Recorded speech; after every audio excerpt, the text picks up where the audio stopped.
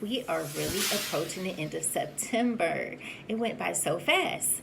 I have some random thoughts, and I just want to give you something to think about to move you forward to have the courage to go after your dreams and make them a reality.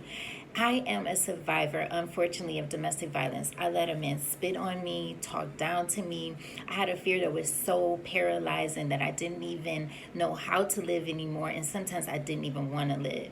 But when I travel to the schools and I speak to the children, and I do all of these interviews sharing my story, I noticed that I started to gain enormous strength. And I love, love, love telling the young people to expect good things to happen, to know that you're enough, and don't let anyone make you feel as if you are less than you feel about yourself. I had to begin to tell myself that, and I also had to learn how to love myself again.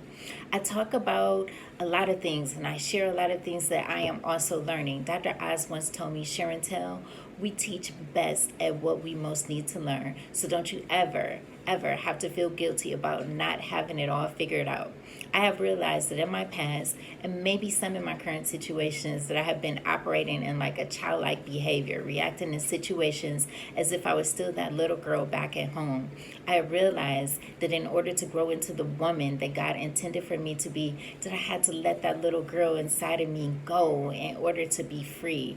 I'm going after my destiny. I want to inspire men, women, and children through sharing my stories of life events, through my mental breakdowns, my victories, my triumphs, and so many uncensored volatile moments that I've had. It is mind blowing to me the things that I've survived. And the reason why I did it is because I believe my purpose on being on this earth is not over yet. And when it is, and when I take my last breath, knowing that I did my work and that I can live to whatever age that I am graced to live, because every day right now at this moment is a gift. I will have no regrets about I wish, I woulda, coulda, and all the what ifs. I'm not afraid to die, but I am afraid of dying without not living out my purpose and what I was destined to do.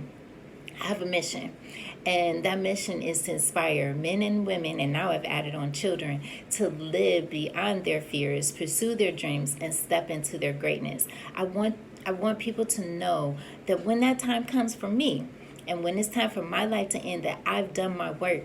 I want someone to know that if you feel like you can't make it, you can. If you feel like you don't want to live another day, trust and believe. I felt that way too. You can. You don't know what your purpose is.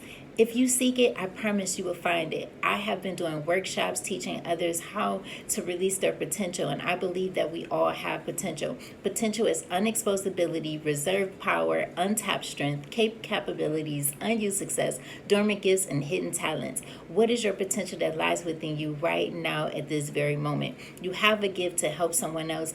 Give it. Don't deny them. If you're not making someone else's life better, what are you doing with your life? The way that I have been thinking in the past is what was leaving me in situations that wasn't conducive to how God wanted me to live my life.